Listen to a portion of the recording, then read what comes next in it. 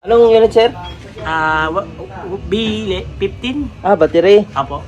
Lubo na, no? Oo, Tumaba. lugo. Replacement na. Oo.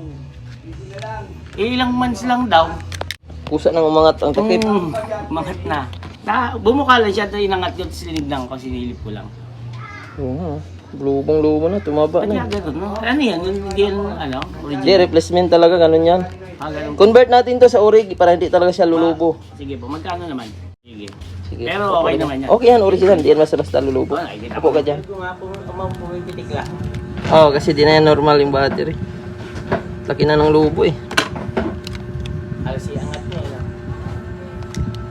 So ayan, binanatan ko kagad, hindi ko na pinapatagal para makauwi ang may-ari dahil walk and repair po ito, galing pa po ito ng Pasig. At ayan, kitang-kita na po natin na lumubo na talaga ang battery. At dito mga idol, kinonvert ko po pala ito sa original battery na pang-upo. Pansinin nyo mga idol, umiikot na siya dahil po sa paglubo. Dahil replacement yan mga idol. At ayan, naghanap po ako ng battery na katulad niya kalaki at fitted doon sa housing. Galing po yan sa upo mga idol. At ayan, tinanggal ko na nga po yung BMS at ilipat natin yung galing sa lobo papunta dito sa upo. So ganun yan mga idol, kapag nag-convert kayo ng battery, kailangan gamitin nyo po yung BMS doon sa kino-convert nyo na battery na unit. So ayan, hinangin lang po natin mga idol. At ayan, nalipat na nga natin yung BMS niya or battery management system. So ayan, pansinin nyo po mga idol, naging upo na ang Vivo niya na cellphone. Vivo Y15 po ito. Kinonvert po natin sa battery na pang upo at kasukat niya mga idol. At ayan, nilagyan po natin ng yellow tape para hindi mag-ground ang pinaka BMS.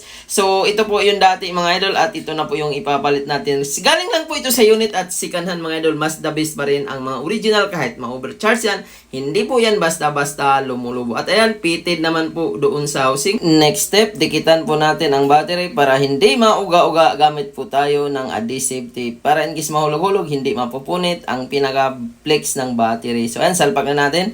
At ayan mga idol, from Vivo to Oppo na ang battery. Pwede naman yan mga idol via convert. Basta gamitin nyo lang po ang BMS niya or yung salpakan ng battery. At i-charge natin at tingnan natin kung okay at gumagana naman mga idol. Nag-charge po siya pero dahil lubat ito, dahil na-stack po ang original battery. Ang original battery naman kahit ma-stack mo ng matagal yan, hindi po yan basta-basta masisira. At ayan, binalik ko na nga po yung takip nito at nilinis ko muna siya dahil patong na po ang mga dikit nito mga idol. Hindi po tinanggal ang dating dikit nito. Kaya nung umangat siya mga idol, ayan, kumapal ng kumapal. Kaya ayan, nag-apply ulit ako dito ng double-sided tape para mabalik natin sa fitted ang takip. At dahil makapal ang dikit niya dati mga idol, kapag patungan pa natin yon, hindi na po yan mag-fitted. So ayan, sobrang fitted naman mga idol. At charge muna natin konti. At yung pinaka-on-off pala nito ay inayos ko rin. Hindi ko na lang po pinakita sa video dahil nakalubog siya. So ayan, antayin natin na mabuhay mga idol at tingnan natin kung mag-charge. So meron ng 2% at normal naman po ang pinaka-LCD. At ayan, okay na rin po ang button dahil ginawan ko ng paraan. So ayan, balik na natin Try ko na lang sa itong may-ari. temper.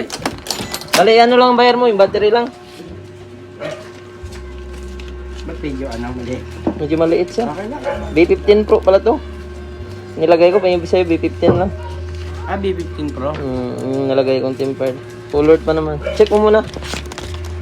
Yan na may on-off. Nilibre ko kasi pagawa yung on-off niya. Medyo malambot na. Okay, hindi ko maalam password nito. Sige. Tanong mo na lang.